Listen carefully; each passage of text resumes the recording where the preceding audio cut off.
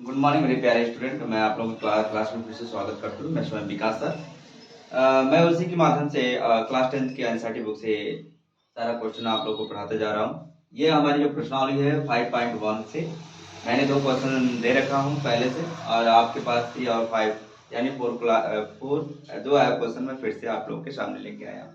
तो आइए देखते हैं कि इसको लगाने का जो तरीका है। इसमें मैंने बताया था कि जो इससे पहले मैंने दिया है तो उसमें मैंने ये पूछा है कि क्या ये समांतर है, यदि है समांतर है तो क्यों है।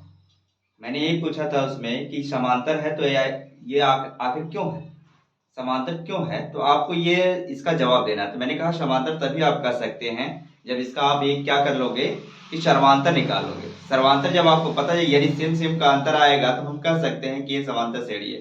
तो समांतर श्रेणी का मैंने डिफिनेशन दे रखा है पहली क्लास में, एंड इसके बाद सेकंड क्लास में भी दिया, एंड इसके बाद से ये आपके पास थर्ड क्लास जा रही है। और दिमाग में रखिएगा कि ये जो हमने सवाल लगाने जा रहे हैं तो आप इसमें सीरीज चेक करना है कि सीरीज है कि नहीं है। ये क्वेश्चन दिया गया है, ठीक है। आइए देखते हैं। कह रहा है कि प्रत्येक मीटर खुदाई के बाद एक कुआं खोदने में आई लागत, जबकि प्रथम मीटर खुदाई की लागत कितना रुपए है, 150 रुपए है, तथा बाद में प्रत्येक मीटर खुदाई की लागत 50 रुपए क्या करती है, बढ़ जाती है। तो आइए इस क्वेश्चन के माध्यम से हम लोग सीखते हैं, सॉल्व करते हैं। अगर आपके पास है वैल्यू, जो वैल्यू दिया है उसको आप लिख लीजिए। कह रहा है जबकि प्रथम, यहां लिखना पड़ेगा, दिया है क्या दिया है वो, प्रथम मीटर खुदाई यानी कुआं की खुदाई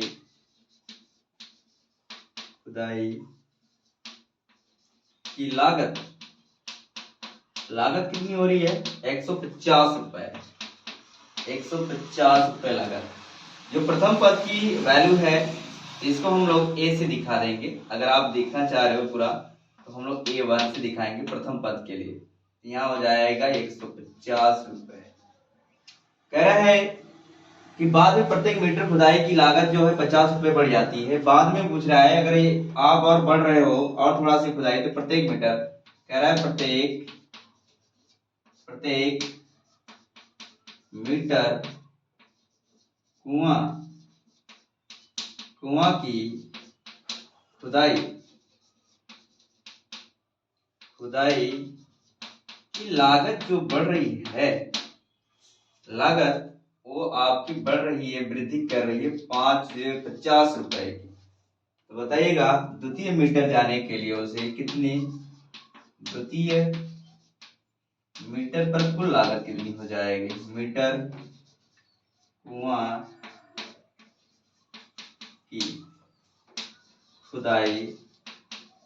खुदाई की लागत मूल्य जो होगा वह 150 प्लस कितना, 50 रुपए, तो टोटल कितना आ जाएगा, 200 रुपए।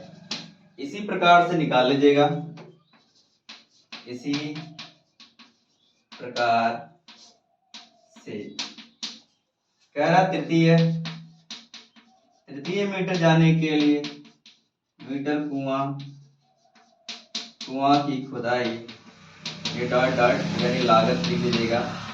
लागत मूल्य जो लगेगा यहाँ पर लिख लीजिएगा A2, यहाँ पर लग जाएगा A3, ये हो जाएगा 200 प्लस कितना, 50 की हर प्रत्येक मीटर जाने पर उसको क्या हो रहा है, वृद्धि होती जा रही है उस मीटर में।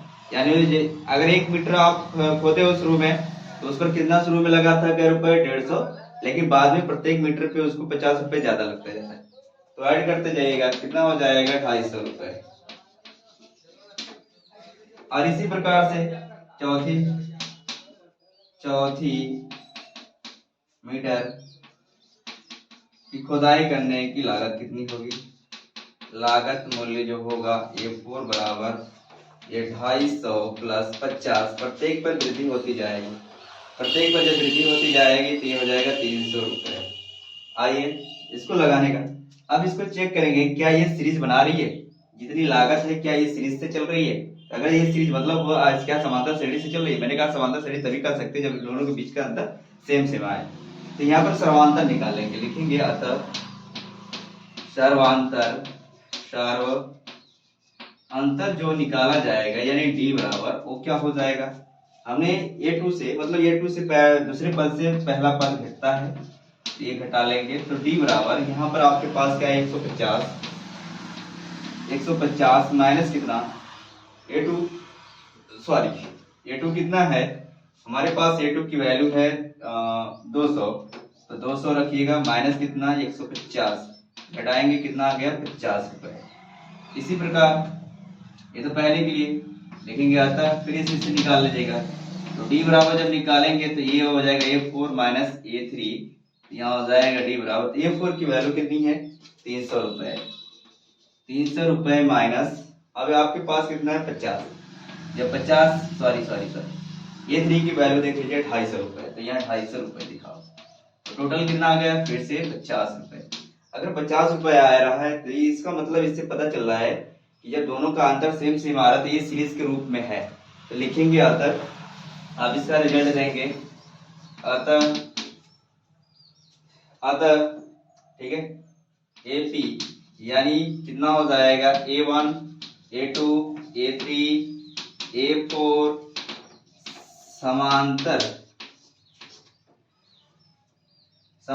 श्रेणी में है, देख लीजिएगा कैसे हो सकता है। AP A1 की वैल्यू कितनी है, A1 की वैल्यू पुटअप करिएगा, A1 की वैल्यू आपके पास 150 है तो 150 पुटअप कर लीजिए, इसके बाद कितना 200 तो 200 देखिए सीरीज में बढ़ रही है 50-50 के रेंज में बढ़ रही है, ये 250 ये हो जाएगा 300, तो लिखेंगे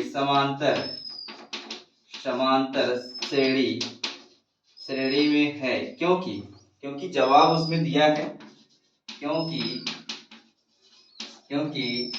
इसका सर्वांतर समान है यानी 50-50 का अंतर है, ये आपका आंसर है। इस प्रकार से आंसर देंगे, ठीक है। अब अगले क्वेश्चन के लिए फोकस करिएगा जल्दी, इसी प्रकार से सारी क्लासेस देते रहेंगे।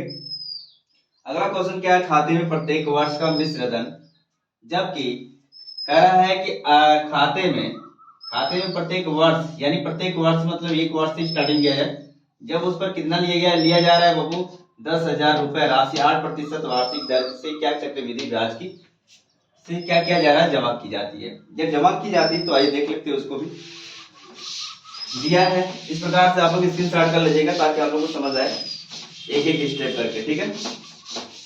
वीडियो रोक के देखते रहिएगा। कह रहा दिया क्या है, जो दिया है यहाँ राशि, जब राशि की बात करेगा तो आपका क्या रहेगा मूलधन रहेगा, राशि जब बोलेगा मूलधन, राशि मतलब हम लिख देते हैं मूलधन, क्या मूलधन यानी हम लोग इसको इंग्लिश में लिखते हैं प्रिंसिपल, और प्रिंसिपल को हम लोग A1 बराबर कितना दिखा दिए 10,000 रुपए, ये 10,000 रुपए हो गया। वार्षिक यानी दर, जब दर पूछ रहा है तो इसका मतलब क्या हुआ रेट, ये रेट को सेटिस्फाइड कर रहा है, रेट मतलब हम लोग आर से दिखाते हैं कितनी 8% वार्षिक, यहाँ वार्षिक हो जाएगी।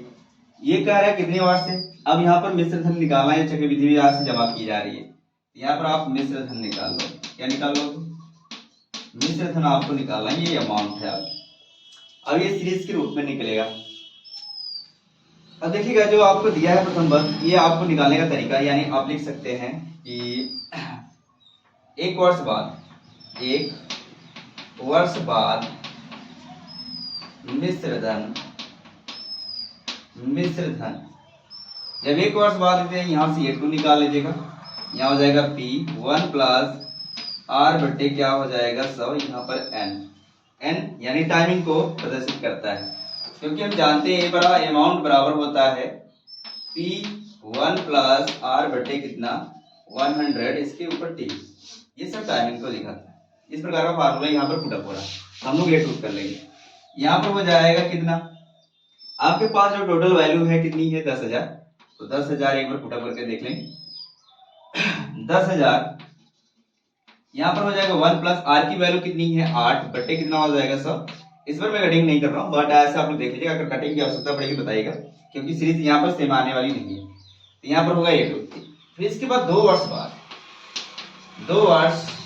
बाद जो मिश्र धन होगा, मिश्र धन होगा वो ये 3 निकाल लेंगे। ये भी 1000 पे देखेंगे, लेकिन कितने पे बाबू, यहाँ 8/100 पे कर लीजिएगा। इसके ऊपर कितना 2 वर्ष पे 2 लग जाएगा। इस प्रकार सीरीज अगला A4 पे चेक करते हैं। A4 के लिए तो यहाँ पर हो जाएगा 10,000। अब यहाँ पर A4 सॉरी 3 नहीं निकाला, मैंने 3 पे निकाल लेते हैं। 3 मतलब तीसरे वर्ष के लिए यहाँ हो जाएगा 1 + 8/100। तीसरे वर्ष के लिए भी यहाँ पर 3 लगा देंगे। इसी प्रकार A4 का लिए निकाल लीजिए। 10,000 यहाँ पर 1 + 8 कितना हो जाएगा 100 हो जाएगा बटे यहाँ पर 4।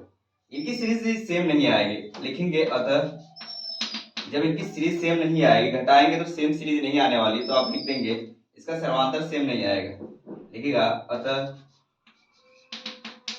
इसका सर्वांतर समान नहीं है, समान नहीं है।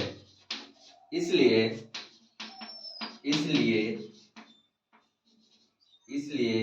यह समांतर श्रेणी नहीं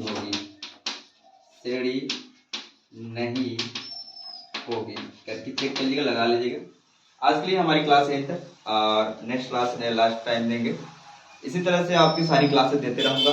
आज के लिए मेरी क्लास धन्यवाद। आप लोग इसी तरह से मेरी सारी क्लासेस को वाचिंग करते रहिएगा। यदि आप लोग करोगे तो एक स्टेप आप लोग के सामने एक स्टेप करके सेटिस्फाइड करता जाऊंगा। ये मैं इस बार नहीं, बार बार ये बात करता हूँ कि अगर आपको सारा क्वेश्चन का जवाब चाहिए तो एक क्वेश्चन को सेटिस्फाइड करते हुए जाइए, ताकि आप लोग को आनंद आए और इस क्वेश्चन को पढ़ते रहिए। इसी प्रकार से आज के लिए मेरी क्लास यहीं तक, धन्यवाद।